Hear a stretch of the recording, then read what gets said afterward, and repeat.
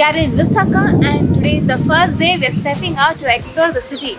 So for the last few days, we've actually been staying right there at Lusaka Backpackers. It's a hostel in the city center, very close to the busiest parts of Lusaka. So we've just been getting around to doing some visa and admin work, catching up on a lot of tasks like that. And today, because the weather is actually a lot better than what we've experienced the last week. Last week was so sunny and so hot, it was so difficult to step out and walk around. The temperature was about 30 to 35 maybe. But today it's like partially sunny and partially cloudy and it's really windy, which makes it very easy to walk around the city and explore. So where we are right now, this is called the Rose Park area. It's got a lot of big houses and office buildings, but the roads are really wide and quite nice to actually walk in. There's also a temple right here, a Hindu temple, so we're also close to that. So what's our plan, Shish? In the city center there's this road called Cairo Road. Okay. And it's supposed to be the busy part, so we thought we'll walk around there. Okay. And then grab something to eat. Okay. And there's also a monument, Freedom Monument somewhere. Okay. So we can go look at that, learn a little bit about Zambia. Okay. The roads in Lusaka are lined up with trees, and right now you can see some of them have these purple flowers which are just falling as the wind blows. It looks so pretty. So that, by the way, was a little breakfast stall. They usually have these on all the streets. They're selling bread, some soda, some water, and bread usually is called mandazi around here. It's the same name in Swahili as well. It's like a little donut or a muffin, and most people like to have that like on the go. So even in Zambia, that seems to be the staple snack that everybody's grabbing.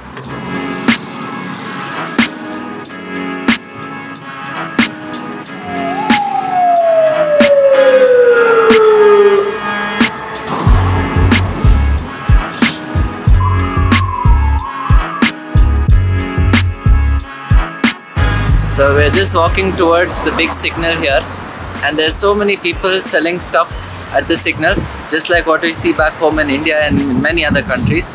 So these guys are selling like bags, shoes, clothes, food. And the other day when we were just walking around near a hostel, we saw this guy who was trying to sell rabbits. We asked him the price for each rabbit. He said it was 200 kwacha for a rabbit. So he said the rabbit is for whatever you need it for. You can either pet it or eat it. So yeah, things are very interesting here in Zambia already.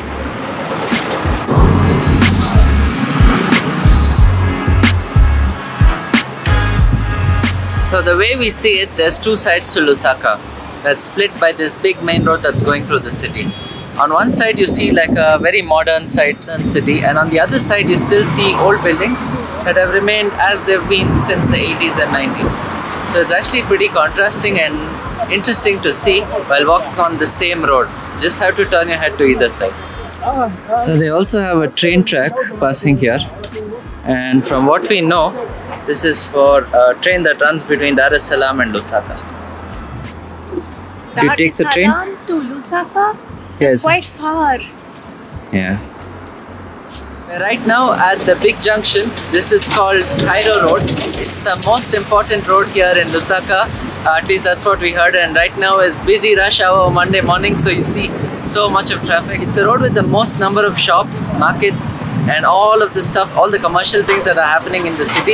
It's mostly centered around this area, and this is like the beginning of the downtown area. And Cairo Road is not small, it's actually quite long.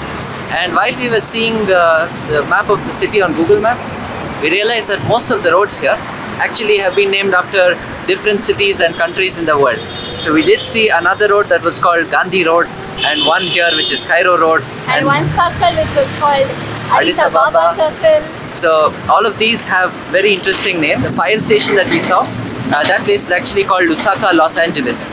So very interesting to know all of these. And this bus you see here behind us, that's how most people travel here. They have the big bus, and then they also have these smaller mini buses which you can pay like between 5 and 10 kwacha to get on, and then you can go to your destination.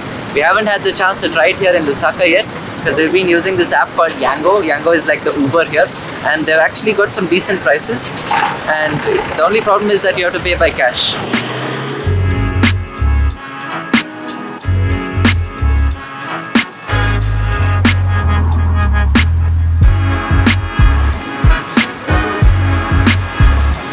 massive hill to cross.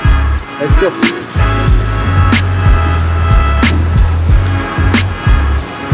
Go to the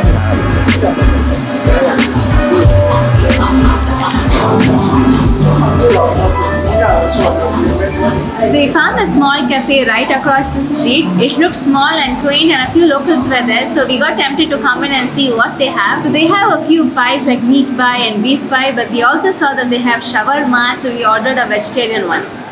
Wow, look at that.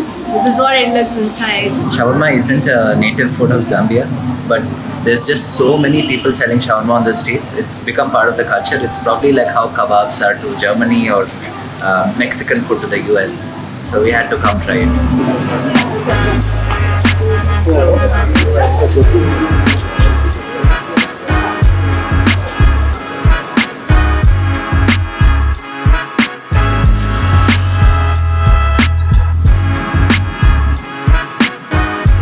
I think that's impala meat pies, like the deer.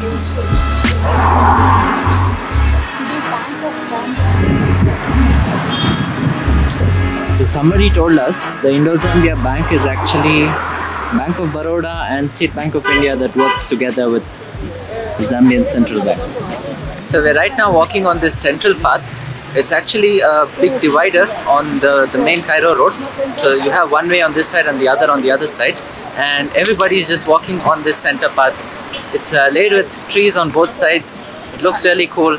There's all these shops on either side of the road. So it's like a central walkway. And also they have placed a few benches on the way, so you can sit and take rest if you want. Yeah, it's actually still very windy and it's kicking up all the dust because it's a very dry month at this point. So just keeps hitting the eye. So this is what rush hour continues to look like. It's now around 10 in the morning, but still nothing compared to the kind of rush hour we see back at home. I genuinely enjoy how Zambians are so disciplined about driving around in traffic. Like nobody's cutting lanes, nobody's honking, nobody's shouting. Yeah, it's actually pretty nice. I think there's a lot of similarity in that regard between African countries that we have visited, and definitely something for us to take back home and learn. So it looks like all of the trash is just dumped into the gutter by the side of the road, and then it's set on fire. But it's mostly leaves. But I do see a bit of plastic waste there as well. So it's keeping up a lot of smoke.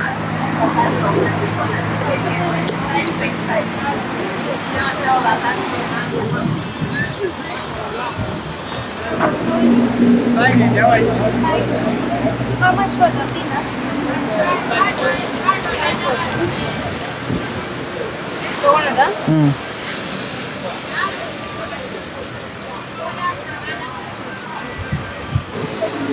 Is that vegetarian? What is this? What is this? Potatoes.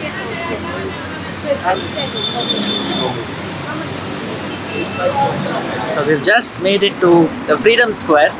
So this is Lusaka's most important monument about its independence, and there seems to be a man who's breaking free from a chain, some shackles of some kind.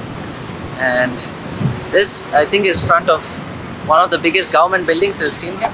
Not sure what it is though. So if the Zambian, please let us know what this building is all about. But I remember seeing this man on all the currency notes. Ah, yeah? Yeah. Let me show you. Okay. There he is. Take it close up. Can you see? So Zambia actually got its independence way back in 1964. Zambia used to be called Northern Rhodesia, which was complemented by Southern Rhodesia on the south, which today is called Zimbabwe. So both of these countries are part of the British South African Empire, or the BSA Company, which used to be very similar to how the East India Company was formed in India. So both of these countries, Zimbabwe and Zambia, were part of the British Empire and called Rhodesia. And Southern Rhodesia, after it broke away, was renamed Zimbabwe, and Northern Rhodesia was called Zambia. So this monument here is actually a freedom monument that was erected in memory of all those people who fought for their freedom and gained independence. just like other African kingdoms and regions, Zambia also had its own identity for a very long time. But as far as European colonization goes, it was sometime in the 15 or 1600s that David Livingstone, a Scottish missionary and explorer, was coming down south in this area, and that's how he discovered Zambia. So that is why even today some cities in this region, like Livingstonia in Malawi or Livingstone here in Zambia, which is at the border with Zimbabwe, they are still named after David Livingstone. And he was also the one to bring Christianity and the church and the power of religion in everyday governance. All of this came with the European colonial powers. So a lot of that has shaped what Zambia is like today. However, it's interesting to know that Zambia actually has so many incredible tribes in this country. It's also one of those regions in Africa that has the most number of tribal languages even today that's still alive. I think it's over 70 or so. So that's pretty incredible. So the currency of Zambia is called kwacha. 25 kwacha will give us $1. And right now I have with me a 20 kwacha note. So this is how it looks. You can see an eagle on one side, and on the other side you can see the Freedom Monument and also a deer. And this 20 kwacha note is worth about 60 Indian rupees or about 80 cents. What's interesting is a lot of these currencies in both East and Southern Africa, they are very close to each other in terms of value. Like if you take 2500 Tanzanian shilling, that's the same as 25 kwacha, which is the same as 2500 Malawian kwacha if you go by the unofficial rate, and so on and so forth for even Rwanda, Uganda and Burundi. So I guess they've all done that, or maybe the currencies are just moving in such harmony that you can very easily multiply and get each other's numbers without having to deal with decimals. So I don't know, I just observed that because in the last 6 months we've been doing this math every day. So I just thought I'll share that here. This one? 25 and 6. We take the photo, you. Okay, so what do we got? We are getting a cucumber now. It's so sunny outside. Send the photo. So she's peeling the cucumber for one. She has such long ones, and since we could not finish the entire thing, we chose a smaller one for 10 kwacha. Everything looks so colorful here. She has pineapple, watermelon, raw mango, tomatoes, cucumber. Ah, it's there.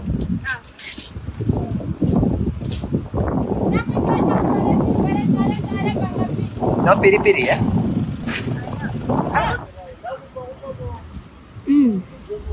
Very refreshing. See, I take it like this. Just me. Just of her eating. And this. Good? Give me.